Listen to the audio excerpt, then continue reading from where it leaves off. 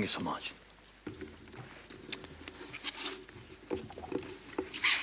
Concurrently,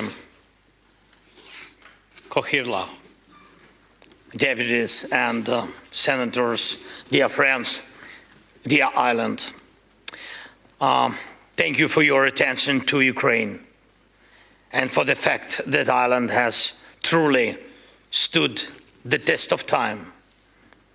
Thank you for providing home and protection to our people when they needed it most once the war broke out back home. While in some societies the fatigue from news about the war is growing, we do not feel that your voice, the voice of Ireland, is turning quieter. Thank you. Our peoples, Ukrainian and Irish, are among the few in Europe who spent centuries fighting for the right to remain themselves. And now, for nearly 4 years of Russia's full-scale war against our people, our children, the most devastating war for freedom in Europe since World War II, Ireland has stood firmly and clearly for our independence and for a just end to this war. So thank you for your steadfast support for these years of standing with us. And thank you for not losing faith in us, just as we do not lose faith that the day will come when we will welcome all our friends to Ukraine in peace, and when we will welcome home all our people who were forced to flee back to a peaceful Ukraine back home. And we are working to make it real. This morning here in Ireland, our team delivered a full briefing following the meetings in the United States, and we are fully engaged in negotiations, and we are only stepping up our efforts. Our team is now looking ahead to next very important meetings. Today, Ukraine is closer to peace than ever before, and there is a real chance. But we must seize this chance fully, the whole world, not just one of another powerful country. Ukraine wants peace. Ladies and gentlemen, one strong country can start a war. Another strong country can help to stop the war. But to restore justice and defend what's right, we need a community, a world made up of many different nations. It is the community of nations that decides, united by shared sentiments, shared aspirations, a shared desire for justice. It is the community of nations that makes peace truly lasting. Geographically, large or small, politically influential or playing a different role, economically powerful or not, when these different voices stand together on the side of justice, on the side of free people, there is only one possible outcome: peace, and justice must prevail. When you have a true community of nations on your side, you cannot be crushed and your rights can be restored. No one can break the world alone. Not even Russia, not even with its few bodies. No one can lie to the entire world forever, not even Putin. No one can stand against everyone else. And that is the truth, but also true, one can inspire everyone else. And that is why Ukraine is fighting for every voice in the world, for every community in every region. We are trying to reach every heart, to answer every doubt, to counter every accusation with facts. And we are searching for and finding friends wherever we can. We have managed to unite the majority of the world, and that unity has become our main weapon in protecting life. And we have kept the world's attention, and that gives us time to resist Russia's attempts to destroy us. We are involving everyone we can in diplomatic efforts, and that is the best path forward. It is a great honor for me to stand here today in a country that understands the price of freedom, understands better than many in Europe, better than many in the world, and that shares our belief that every voice counts, every nation matters. Ireland is doing so much to help others understand why it is important to stand together, to remain a community based on shared values. Thank you for that. And we will continue to coordinate with you and with everyone who can help, and to inform all those who can influence the outcome, so that one day we can achieve what many still believe to be impossible. Not just silence instead of bombs, not just clear skies instead of Russia's drones and missiles, not just a pause between strikes, but lasting peace, guaranteed security, and true justice. Human memory is often short, and attention can be fleeting. So please remind the world every time it is needed that Russia's invasion of Ukraine is a criminal and unprovoked act of aggression which cries for justice.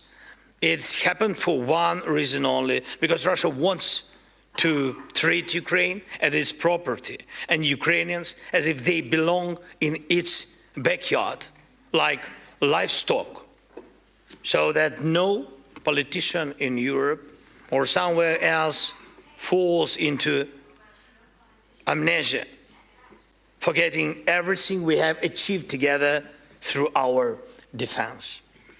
And I urge you to oppose any decision that weaken pressure on Russia for this war, as long as war and occupation and the propaganda of hatred continue.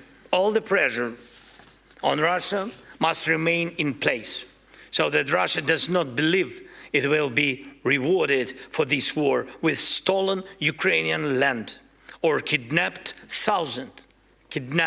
Ukrainian children. Please continue supporting all efforts to make the tribunal for Russia's aggression a reality, so that one day it truly begins its work, and so that Russian killers cannot freely travel the world as if they have done nothing wrong.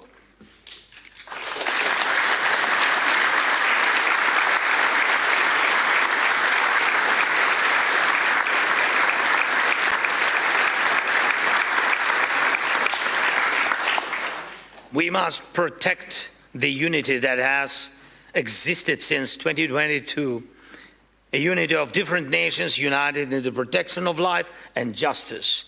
And we are speaking about the future. There is no good future for Europe without this unity. Ukraine wants to stand together with those whose history, values, struggle reflect our own. We want to stand alongside Ireland in the European Union as equals. And I'm confident that this will happen. Europe cannot run away from its own values.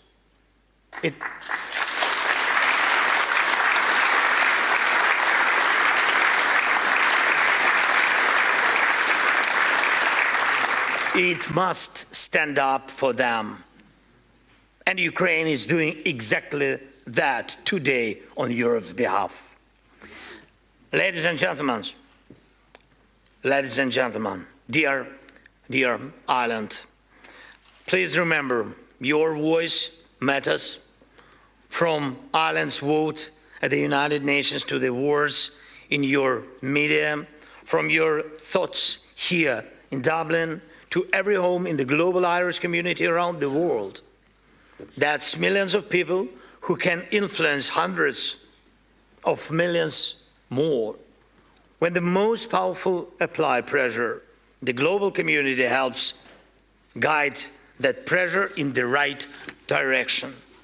Just as there is no capital in the world, unaware of what St. Patrick's Day is, there should be no capital that does not know that the Irish, together with the Ukrainians and many other nations, are united for a real peace.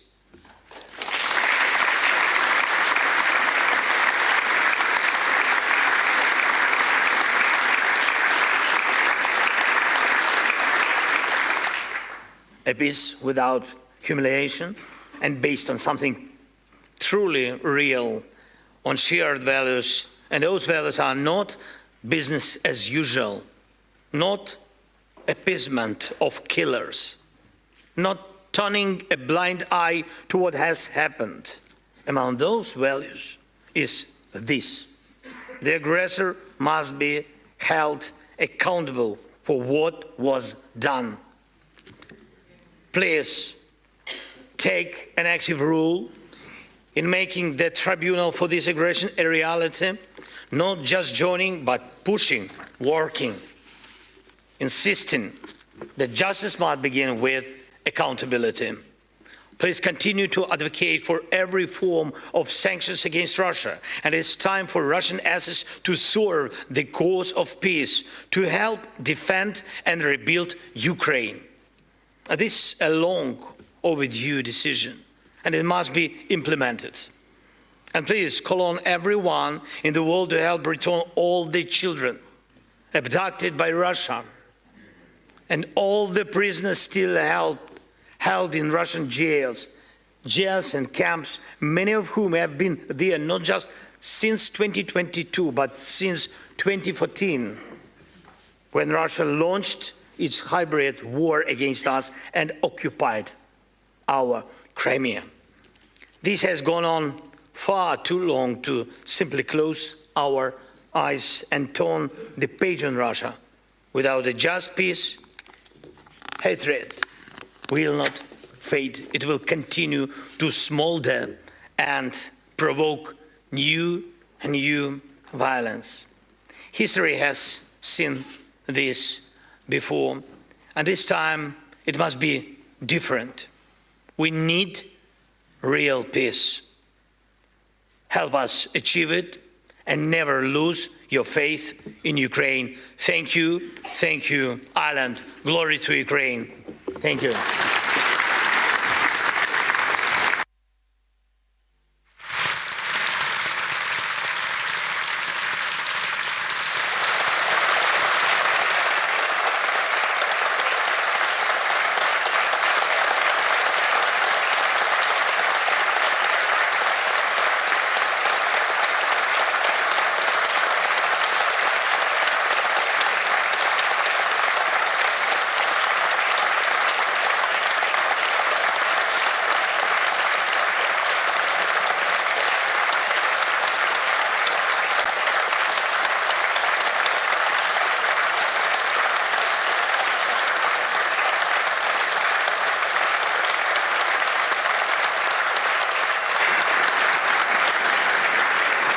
Thank you, members. I now call on the Caherloch of the Shannon, Senator Mark Daly, to make his concluding remarks. Deputy Senator. Ceann Comhairle, Volodymyr Zelenskyy, Aini Ushla, President Zelenskyy, Ceann Comhairle, distinguished guests, on behalf of the members of both houses and on my own behalf, I want to thank you for being here today in the heart of our democracy and for your address delivered to a joint sitting of Dáil and Shannon. In 2022, when I had the privilege of giving the closing remarks to your online address to this House, I said as we sat here in Dublin that missiles and bombs were descending on the innocent women, children and men of Ukraine. I could not have imagined that 3 years, 7 months and 26 days later, Russia's war of aggression would be continuing and continuing to visit unspeakable atrocities on the people of Ukraine. A month after that address, I travelled to Ukraine with the then Ceann Comhairle. And when we met you in your office, I wondered how you remained so calm amid all the chaos. There we witnessed firsthand the harrowing consequences of Russia's war. In Bucha, we saw the mass graves of those killed by the Russian army. In Irpin, on the outskirts of Kyiv, we met with those citizens who had turned soldiers and who had stopped the Russian army and turned them backwards. Mr. President, during your inauguration speech in 2019, you told your officials not to put your picture on the walls of their offices, to put the pictures of their children on the walls of their offices, and to look at them each time they made a decision. This, Accordia, cuts to the core of our Irish and European values, values that promise freedom and integrity and equality. There are children in Ukraine who have never known a day's safety, have never known a day's peace, whose parents go to sleep in often freezing temperatures without power or heat, wondering if they will be awakened by air raid sirens.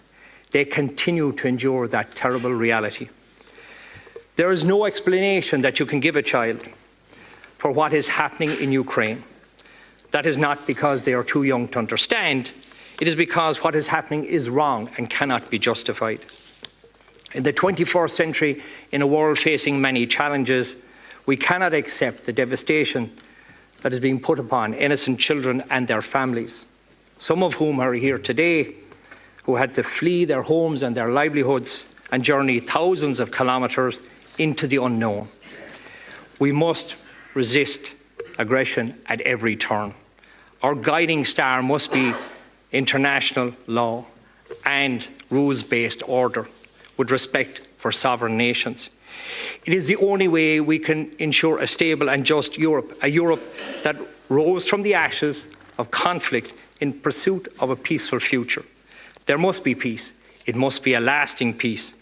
We on this island have known violence and struggle, a violence that devastated our communities. But we now know peace. Ireland and Europe have stood with and will continue to stand with Ukraine. And we hope Ukraine finds a just peace in the near future. As Cathaoirleach of Shannon and on behalf of the members of Shannon and Dáil, I thank you for being here today. And I want to thank all those who made it possible. Uachtarán, thank you for addressing the houses of the Oireachtas. Go raibh míle maith agad, Slava Ukraine. Go raibh míle maith.